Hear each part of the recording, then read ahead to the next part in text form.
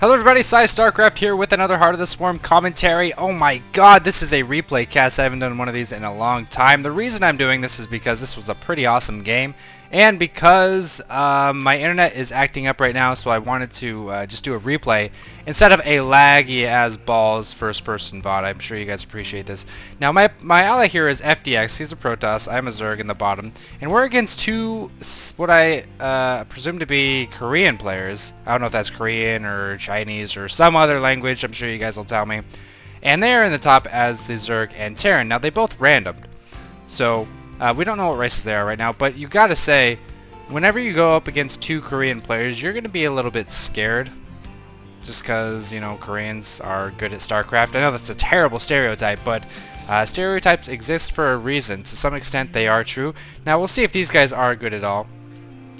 They are starting a wall up, though, so that's some indicator that they might be pretty good. But FDX says that I need to carry him. I don't know if he knows who I am, but I did see him do the probe trick where you spam right-click onto a mineral patch and force it onto that patch. So he must not be that bad. He must have, you know, some idea of the ins and outs of the game, and he's also blocking a wall out, so that's pretty good. So I don't know if I actually need to carry my partner, much like my partner kind of carried me last game, even though we ended up losing anyway. So he has scouted a gas first from the Terran. Now if you're a Zerg player, that's kind of a big thing you want to look for. It means either Reapers, Hellions, or Widow Mines. I know that doesn't narrow it down very much, but what that means is you're probably going to want to go Roaches. Now you see here I say Terran probably Reapers. Zerg doesn't really have to worry about Reapers. Queens are still pretty good against Reapers now that they have 5 range. You guys remember when the 5 racks Reapers existed, and Queens with 3 range would actually get kited by Reapers with 4.5 range? So that was a thing. Not anymore though. Reapers aren't very effective against Zerg unless you get a lot of them, and the Zerg isn't prepared to go Roaches. Even a lot of Speedlings, if you get a good surround, can do a lot, but with the new Reaper speed and staying up the cliffs, Reapers are a lot better against Lings than they used to be. Speedlings, that is. So the ally is still running up, getting some scouting information. We are seeing a factory, so no Reapers to be found. If there were to be Reapers, we definitely see this barracks lifting off and building a tech lab somewhere, but now we can expect either Widow Mines or Hellions. And either way, like I said, I want to go Roaches, so you're going to be seeing me get a Roach Warren here pretty soon. Spawning pool is on the way, and gas is coming out pretty early, so my speed is probably still going to go down, just because it's nice having Lings for map control, if not just for towers, for some run-bys, for some scouting, stuff like that. And then I'll probably pull off gas for a bit, get a Roach Warren, and then put on gas again, because you don't need a lot of gas when you're funding Roaches, you know, in 1v1, 2v2, whatever matchup you're playing. So our opponents are scouting us right now. Terran player looks like he's throwing down a reactor. And again, you can build Widow Mines off of a reactor, so he can double up the Widow Mines very easily. Meanwhile, the Zerg is actually staying on one base. They have not expanded yet. I do have some Lings out. Looks like one of them is going to be going to the bottom tower, one to the top tower, and then hopefully I can scout this expansion over here. This is really weird. The Zerg isn't getting a lot of minerals. He's only 12 out of 24. You want to be at least 16 before you, you know, start making any units, really. If you're on one base, that is. And he's getting a macro head, so I kind of wonder if he's going to be getting fed from the Terran player. We'll have to find out. I mean, Terran does have mules, so the Zerg can get a lot of minerals, which just seems like he's lacking right now, but it's kind of hard to tell if they're being fed or not. So in the production tab in the top left, keep in mind the top 2 are our enemies, the 2 Korean players, and the bottom 2 are us, so now you know who's producing what and so on. Bunker going down for the Terran.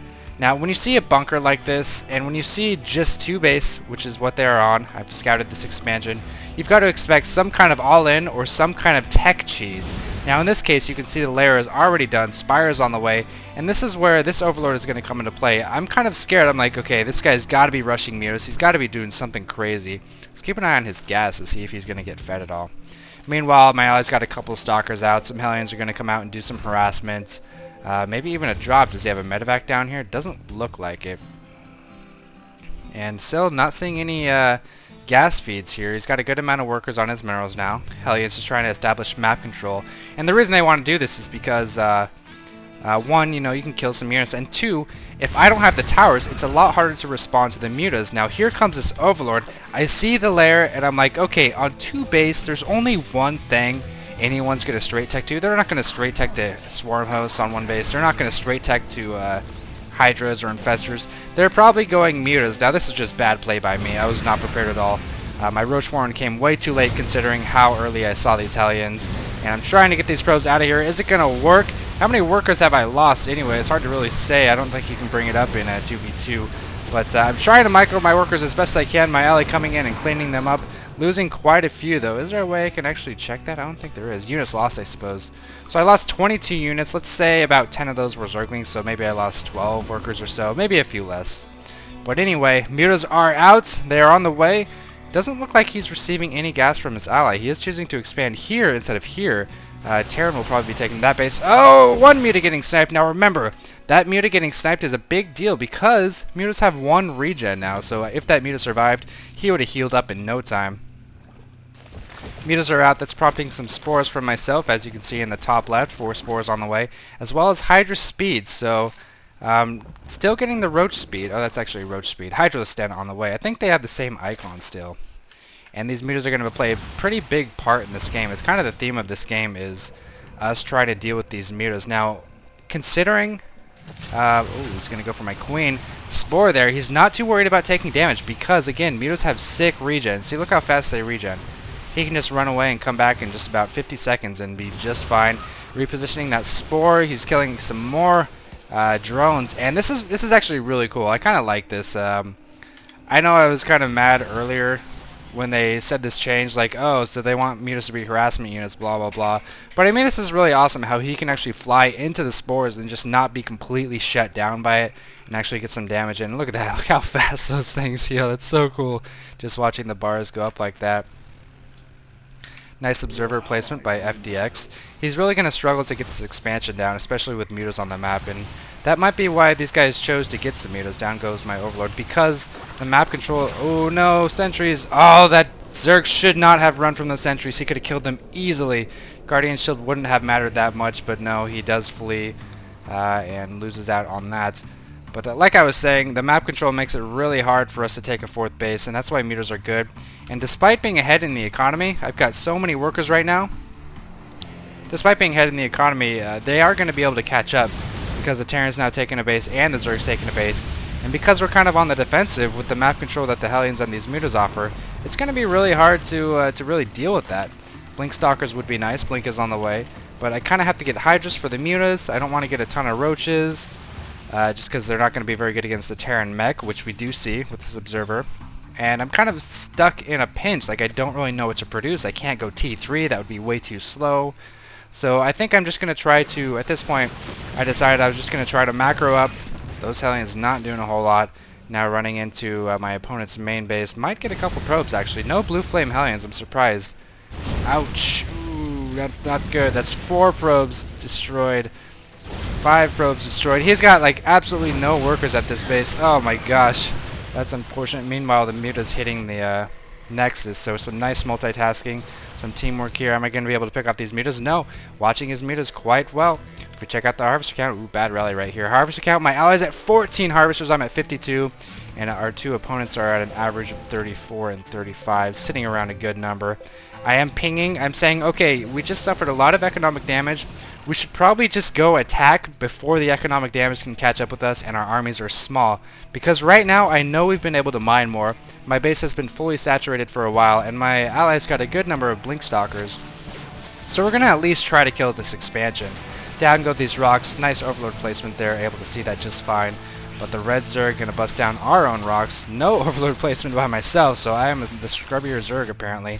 And now the Terran putting his tanks into position. This is going to be ugly, although the Zerg is out of position. They're going for a counterattack. Are we going to be able to take this down? Hydras can do okay against tanks. They don't take full damage from the tanks. But these Hellbats, oh, it's going to have so much damage trying to run the Hydras in, but the Hellbats do so much damage to the Hydras. No Blue Flame, though. That's a big mistake. Linking onto the tanks. He needs to focus fire the tanks. No, he's focusing the Hellbats. Kill the tanks. Finally, the tanks going down to those Immortals. But my third base, or my second base, is being counterattacked. All the Roaches, all the Hydras have gone down. Spores doing what they can, but every single drone in my natural now going down. I'm down to 26 Harvesters to the Terran's 42.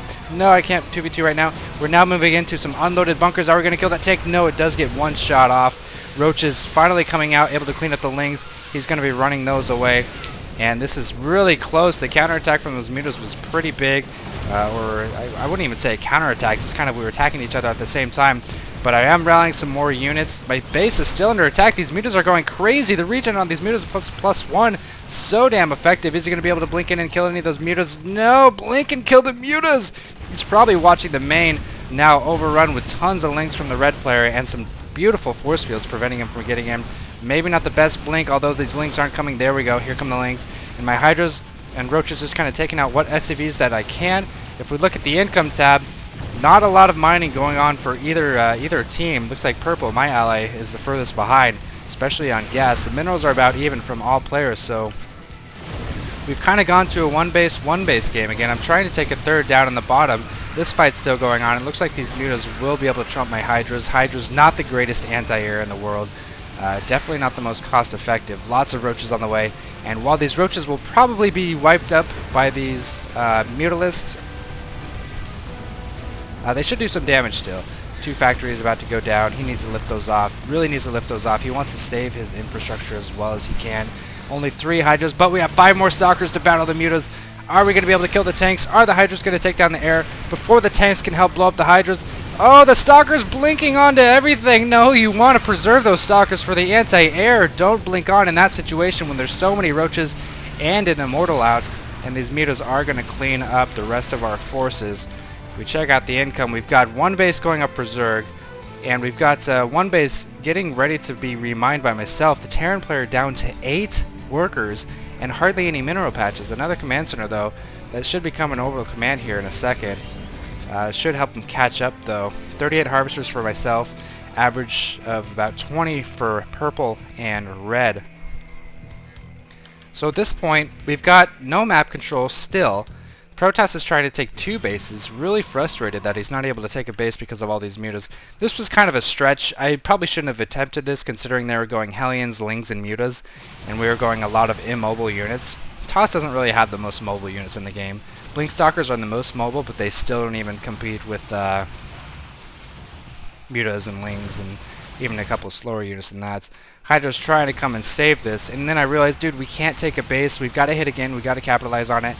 And that's exactly what we're going to do. Hydra's in. Are we going to pick off 1 Muta? Yes, that's so good. Again, when you're fighting Mutas, the new Muta, when you're fighting them, you have to kill them off. You cannot just leave weak ones. And so it's really beneficial to focus fire. So the more I see the new Muta and the regen of them and how you use them now, the more I kind of like it. So I guess that's one change that has kind of grown on me. Do need a couple more harvesters at my expansion. My main is getting mined out here pretty soon, so might consider taking this base. That'd be a lot more easier to defend because I can spread some creep out here, which I'm not doing incredibly well in the time being. But that's okay because, you know, spreading creep's kind of overrated anyway. So we are going for another offensive here. This is a lot of Mutas. He's got 20 Mutas, but we do have a lot of anti-air. The problem is, like, balancing out attacking the Mutas while not being attacked by the tanks is not tricky. We're going to try for it right now. Another blink right on top of the tanks, but he's not really focus firing them too well. Looks like he might accidentally be attacking the Mutas. Down goes 2 of the tanks. There's still 1 tucked in the back, and that thing is doing so much damage. 3 kills right now. And these Hydras poking away at these Mutas. Nice job microing these Mutas around, like trying to make my Hydras dance around. Should I attack the tank? Should I attack the Mutas? I don't even know, but we do get cleaned up. The good news is, though, if we check out Harvesters, I'm still beating red, and my ally purple is still beating blue. You gotta remember, though, mules. Mules are a thing. Some Roaches were being rallied. Possibly should have waited for the Roaches. More Hydras, more Roaches coming out. Yeah, if the Roaches were there, that would have been a huge swing right there. So maybe pushed in a bit too early, although these 2 tanks are recent, so yeah, it's hard to really say what would have happened. Hindsight isn't always 20/20. So there, this Overlord's just kind of hanging out. He's like gonna get gangbanged by these 3 Overlords. Ah, what a fuck your Overlord ass, yeah!